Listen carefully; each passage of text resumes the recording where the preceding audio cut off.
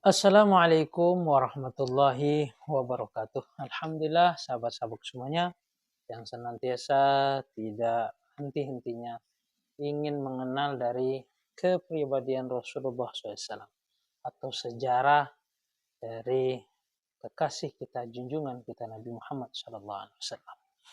Kemarin kita sudah banyak sedikitnya mengenal dari kepribadian Rasulullah SAW di video saya sebelum-sebelumnya. Yang baru bergabung silahkan mendengar video-video itu sebelumnya tentang pengenalan dalam pribadinya Rasulullah SAW. Tentunya saat ini kita sudah masuk di dalam sejarah dari pengenalan tentang Rasulullah SAW itu sendiri.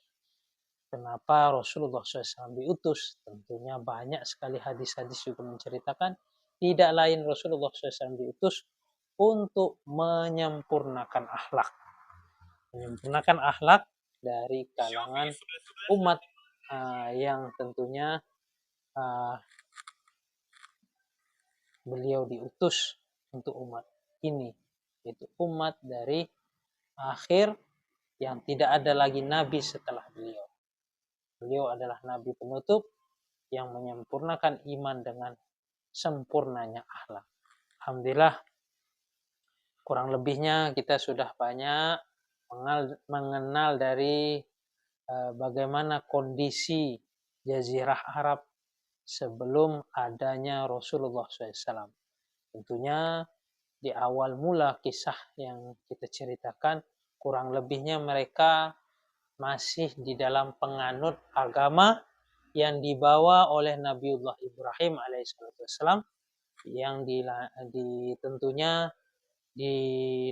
dilanjutkan atau diteruskan risalahnya oleh Nabi Ismail alaihissalam. Namun berjalannya waktu, bergantinya hari, bergantinya bulan, bergantinya tahun, hakikatnya mereka masih di dalam tauhid yang dulu dibawa oleh Nabi Ibrahim. Namun karena adanya perdagangan, barter, perdagangan, dan banyak pertukaran tradisi, ini telah mengkikis sedikit banyaknya dari apa yang mereka anut dari Nabi Ibrahim alaihissalam. Dan hal tersebut pun yang mereka lakukan, mereka masih merasa dalam koridornya amaliyahnya Nabi Ibrahim alaihissalam. Walaupun hal tersebut tidaklah pernah dilakukan oleh Nabi Ibrahim alaihissalam. Karena mereka melihat dari suatu pertukaran tradisi yang ia dapatkan dari daerah-daerah yang mereka kunjungi untuk berjual beli, sebagaimana dibawa oleh Amr bin Luhai. Tentunya beliau berdagang. Beliau ini mendapatkan suatu pandangan yang banyak dari masyarakat pada saat itu di Jazirah Arab, dikarenakan kedermawanan, dikarenakan kepeduliannya kepada agama, sehingga apa yang dia lakukan mereka semuanya merasa hal tersebut memang memang hal itu ada di dalam tuntunan yang dilakukan oleh orang-orang sebelumnya. Tanpa disadari, mereka sudah jatuh di dalam penyembahan terhadap berhala, sehingga banyak sekali berhala-berhala berada di tanah suci haram, yaitu di Mekah tentunya. Kurang lebih Rasulullah SAW ketika Fathul Mekah itu menghancurkan berhala-berhala kurang lebih 360 berhala. Tentu itu sudah berada pada masa-masa yang begitu panjang di kala itu dilakukan oleh orang-orang jahiliyah pada saat itu. Namun kita sudah masuk kepada kondisi dari sosial dari bangsa Arab itu sendiri, yaitu dari orang-orang jahiliyah itu sendiri. Kurang lebihnya kita sudah mengenal dalam tradisi sosial mereka, orang-orang yang bangsawan itu ada memiliki kelebihan dan keunggulan yang tentunya dengan hal tersebut kita melihat ada dari orang yang non atau tidak memiliki pengaruh bangsawan dan orang yang memiliki pengaruh dari kebangsawanannya. Dan pernikahan pada saat itu pun sudah kita dengarkan kurang lebihnya ada 4 cara yang mereka lakukan di dalam pernikahan tersebut. Yang baru saja bergabung, saya persilahkan untuk mendengarkan video-video saya sebelumnya yang menceritakan tentang bagaimana pernikahan, kondisi sosial pada orang-orang jahiliyah masa itu. Sehingga pernikahannya ya sedemikian bentuknya pernikahan tersebut. Nauzubillah, bahkan ada seorang suami yang dia ini berhak atas segalanya. Dia memerintahkan istrinya untuk melayani atau bersetubuh dari orang yang memang dia kehendaki. Dan dia tidak akan menyentuh dan tidak akan menyentuh maupun menyetubuhinya sebelum memiliki kejelasan bahwa si istrinya ini memiliki benih atau memiliki anak dari orang yang dia telah perintahkan istrinya senantiasa mengunjunginya. Wallahu a'lam. Sehingga hal demikian ya berlaku. Dan ada satu wanita yang dikunjungi kurang lebih tidak lebih dari 10 orang. Pernikahan mereka seperti itu. Dikunjungi, didatangi, disetubuhi, dan walhasilnya ketika si wanita ini memiliki anak ataupun hamil dan memiliki anak, maka dia berhak memanggil 10 orang yang telah menyetubuhi dia tersebut. Dan dia akan menyatakan anak ini milik si fulan atau si orang itu. Maka orang itu tidak bisa mengelak lagi untuk anak tersebut. Begitulah kondisi sosial dari pernikahan pada jahiliyah masa itu. Saat ini kita akan memasuki kondisi ekonomi pada masa jahiliyah. Seperti biasanya, sebelum kita memulai dari kajian kita ini, kita memohon kepada Allah Zat yang Maha Agung untuk melimpahkan suatu karunia al-alim, yaitu karena Allah lah Zat yang Maha Alim yang mengetahui, untuk memberikan keberkahan-keberkahan di dalam kajian kita dengan surat Al-Fatihah. Auzubillahi minasyaitonir rajim. Bismillah.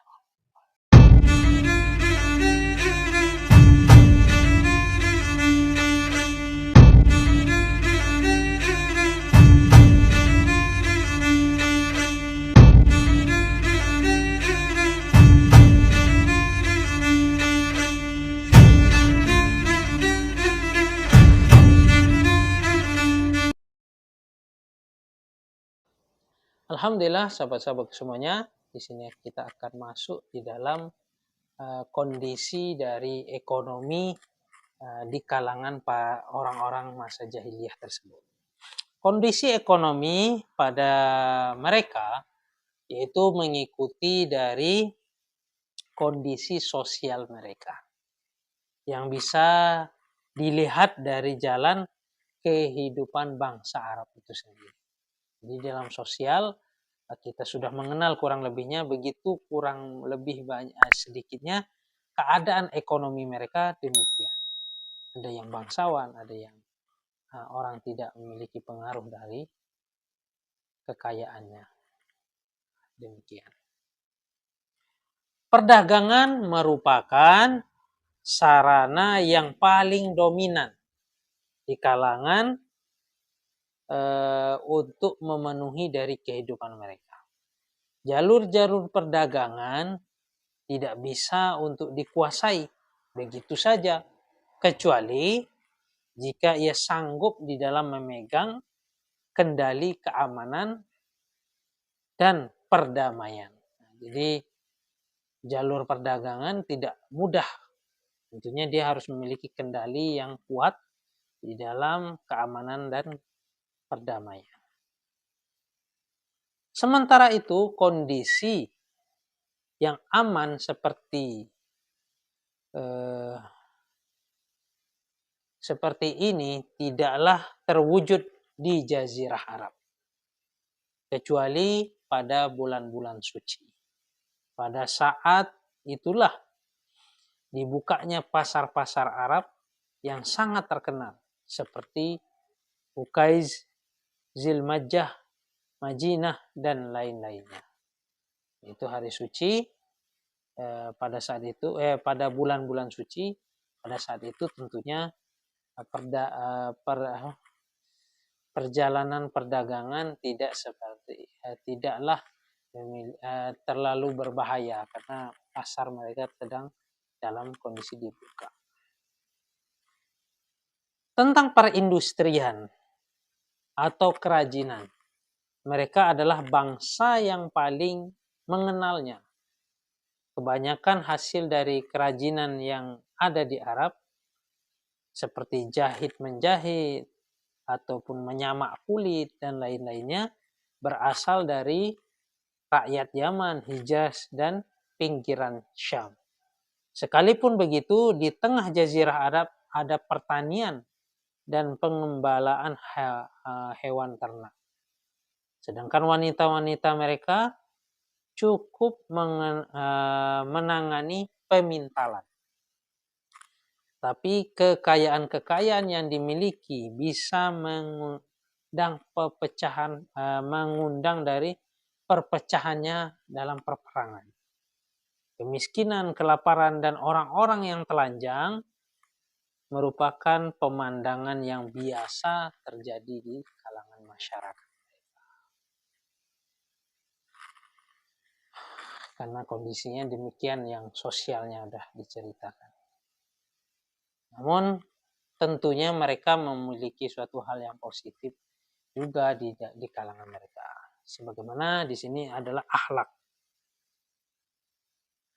Maka kita tidak memungkiri, memang diri kita pun tidak memungkiri bahwa di tengah kehidupan orang-orang jahiliyah tersebut banyak terdapat hal-hal yang hina ataupun amoralitas dan masalah-masalah yang tidak bisa diterima oleh akal dan tidak disukai oleh manusia. Maksudnya tidak bisa diterima oleh akal sehatnya kita. Meskipun begitu, mereka masih memiliki akhlak-akhlak yang terpuji tentunya. Mengundang decuk kagum di dalam manusia dan simpati. Di antara akhlak-akhlak mereka ialah yang pertama yaitu kedermawanan. Mereka memiliki kedermawanan. Sehingga mereka saling berlomba-lomba dan membanggakan dirinya dalam masalah kedermawanan dan kemurahan hati.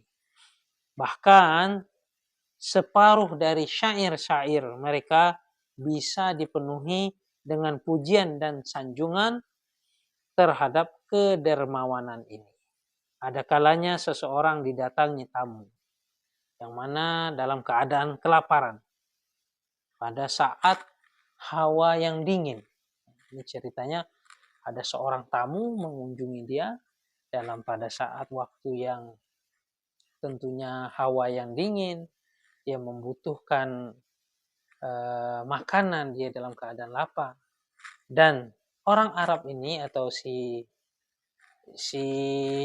penjamu tamunya ini, dia pun dalam kondisi yang susah tentunya. Dia dalam kondisi yang saat itu hanya memiliki satu ekor unta untuk ditungganginya.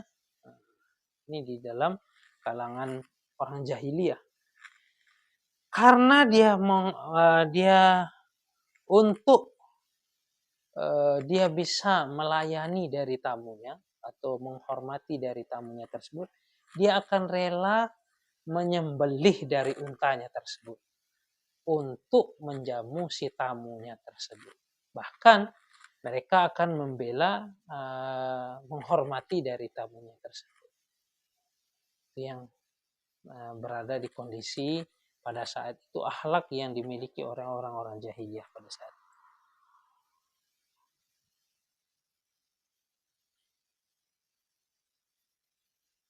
Onta satu-satunya yang dia miliki, dia sembelih untuk menjamu tamu tersebut. Sehingga pengaruh dari kedermawanan ini, mereka bisa menanggung dari pembayaran denda yang jumlahnya sangat tinggi, membuat mata pun akan terbelalak. Maksudnya di sini ya, dengan kedermawanan tersebut orang-orang akan merasa luar biasa dia memiliki akhlak demikian. Sehingga tidak jarang hal ini justru mereka akan menumpahkan darah, mengakibatkan kematian atas seseorang. Yang pastinya mereka biasa membuat pujian dan membanggakan diri di hadapan orang-orang lain dalam masalah ini. Ya, bisa kita lihat kondisinya bagaimana mereka menghormati itu. Si tamu yang tentunya dalam keadaan lapar, dia membutuhkan pertolongan.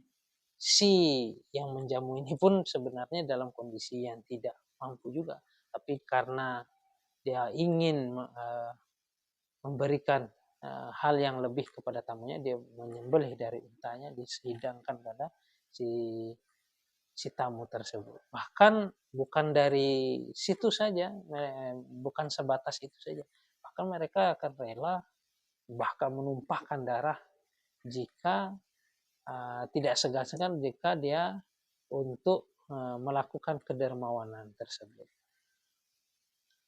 Masya Allah. Orang akan terkagum melihat dari hal tersebut.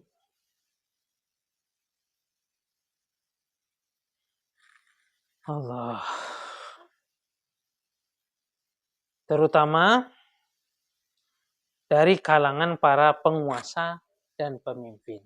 Yang mengerjakan hal demikian, terutama dari kalangan para penguasa dan pemimpin. Di antara pengaruh kedermawanan ini, mereka biasa merasa bangga karena mereka minum khamar.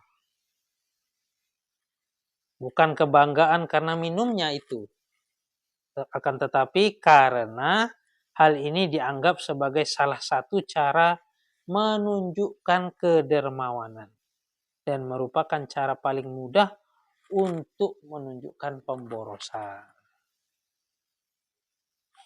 Maka tidak heran jika mereka menyebut pohon anggur, mereka menyebut dari pohon anggur dengan nama al-karam. Al-karam yaitu kedermawanan. Sedangkan khamar yang dibuat dari buah anggur disebut bintul karam, putrinya kedermawanan. Bintul karam. Jika engkau sampai meneliti bagaimana arsip dari syair-syair semasa jahiliyah, tentu engkau akan mendapatkan satu bab tentang khusus yang berisi pujian-pujian dan sanjungan berikut ini. Sanjungan seperti ini. Antara bin Shaddad al-Abshi yang berkata, telah kuminum ragukan arak. Telah terlewatkan siang hari yang terik. Di dalam gelas kaca berwarna kuning kemilau, bertabur bunga-bunga indah yang memukau. Kehormatanku juga tidak ku hirau. Kurelakan hartakan musnah jika minum arak. Kehormatanku yang tinggi tiada ku simak, jika tak mabuk tiada ku sia-siakan undangan, karena ku tahu sifatku yang dermawan. Pengaruh lagi dari hal kedermawanan ini, mereka biasa juga main judi.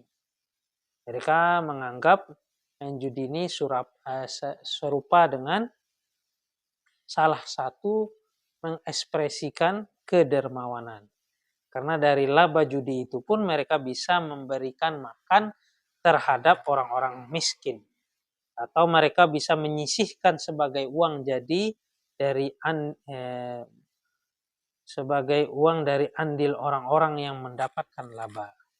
Oleh karena itu, Al-Quran tidak mengingkari dari manfaat khamar dan main judi, namun dengan membuat suatu hal redaksi dari hal berikut. Tetapi dosa keduanya lebih besar daripada manfaatnya. Dalam surah Al-Baqarah ayat 219. Yang kedua yaitu mereka memenuhi janji. Sifat mereka, akhlak mereka memenuhi. Di mana di mata mereka janji ini sama dengan hutang yang tentunya harus mereka bayar. Bahkan mereka suka di dalam membunuh anaknya sendiri dan membakar rumahnya daripada ia meremehkan dari janjinya. Maksudnya begitu berarti betul. Kisah tentang Hani bin Mas'ud al-Asy'abani dan As-Sama'ul bin Adiyah dan Hajib bin Zahrah sudah cukup memberikan hal tersebut. Maksudnya tentang mereka menepati janji tersebut. Mereka merasa betul-betul berjanji. Satu janji itu harus ditepati. Kemuliaan dari jiwa dan keengganan di dalam menerima kehinaan dan kelaziman. Akibatnya mereka bersikap berlebih-lebihan dalam masalah keberanian. Sangat pencemburu dan cepat naik darah. Mereka tidak mau mendengarkan kata-kata yang menggambarkan kehinaan dan kemerosotan. Melainkan mereka bangkit menghunus pedang, lalu mereka memecahkan peperangan yang berkepanjangan. Mereka tidak lagi mempedulikan kematian jika telah menimpa dirinya sendiri, kematian yang tentunya menimpa dirinya sendiri dikarenakan hal tersebut. Ya, tidak akan terima hal tersebut. Yang keempat yaitu mereka pantang mundur. Jika mereka sudah menginginkan sesuatu, yang di situ ada keluluhuran dan kemuliaan, maka tak ada suatu pun yang bisa untuk menghalangi atau mengalihkan dia. Yang kelima, kelembutan dan suka menolong orang lain. Mereka bisa membuat sanjungan tentang sifat ini. Mereka biasa membuat sanjungan tentang hal ini. Hanya saja sifat ini kurang tampak, tidak tampak karena mereka berlebih-lebihan dalam masalah keberanian dan mudah terseret di dalam perperangan. Itulah kondisi dari kehidupan dari ekonomi yang dialami di masa jahiliyah. Mereka masih memiliki hal-hal positif tentunya yang mereka lakukan kurang lebihnya. Dan kesederhanaan di dalam pola kehidupan di saat itu sebagaimana dilakukan mereka. Itu kehidupan Badui. Mereka tidak mau dilumuri warna-warni peradaban. Dan gemerlapnya hasilnya adalah kejujuran. Dapat dipercaya, meninggalkan dusta dan pengkhianatan. Kita melihat akhlak-akhlak yang sangat berharga ini, di samping letak geografi mereka, yaitu di Jazirah Arab tentunya, merupakan sebab mengapa mereka dipilih untuk mengemban beban yang begitu risalah ini, untuk menyeluruhnya, menjadi pemimpin umat dan masyarakat manusia. Sebab akhlak-akhlak ini sekalipun sebagian di antaranya ada yang menjerumuskan kepada kejahatan dan menyeret kepada kejadian-kejadian yang tidak mengenakkan. Tentunya menggenaskan. Toh pada dasarnya ia merupakan akhlak yang berharga, yang bisa mendatangkan manfaat secara menyeluruh bagi masyarakat manusia jika mendapatkan seutuhnya perbaikan, maka inilah yang dilakukan di dalam tugasnya Islam. Barangkali akhlak yang paling menonjol dan paling banyak mendatangkan manfaat setelah memenuhi janji adalah kemuliaan jiwa dan semangat pantang mundurnya. Sebab kejahatan dan kerusakan tidak bisa disingkirkan, keadilan dan kebaikan tidak bisa ditegakkan kecuali dengan kekuatan ambisi seperti ini. Sebenarnya mereka masih mempunyai sifat-sifat utama selain yang kita sebutkan ini. Namun bukan di sini yang tentunya yang akan kita ceritakan menjadi panjang dan lebar. Alhamdulillah kurang lebihnya kita mengenal dari sisi ekonomi kondisi dalam orang-orang jahiliyah pada saat mereka masih memiliki suatu hal yang positif, tentunya akhlak yang kurang lebih tadi telah kita sebutkan. Mereka masih menghormati tamu, kedermawanan mereka berlebihan di dalam kedermawanan tentunya. Mereka minum khamar itu untuk menunjukkan kedermawanan mereka. Dan banyak lagi tentunya tidak bisa kita sampaikan. Karena mereka selalu menonjolkan dari keberanian sehingga ya tidak tampaklah dari kemuliaan akhlak-akhlak yang mereka miliki. Alhamdulillah, mungkin kajian kita hari ini sampai di sini saja. Kita akan mengenal lebih lagi di pertemuan kemudian harinya. Yang merasa video saya itu positif, bermanfaat, silahkan kalian bagi share sebanyak-banyaknya. Jangan lupa kalian like untuk mendukung dari video saya. Tentunya jika kalian ingin mendapatkan notifikasi, silahkan tekan subscribe. Wabillahi taufiq wal hidayah. Assalamualaikum warahmatullahi wabarakatuh.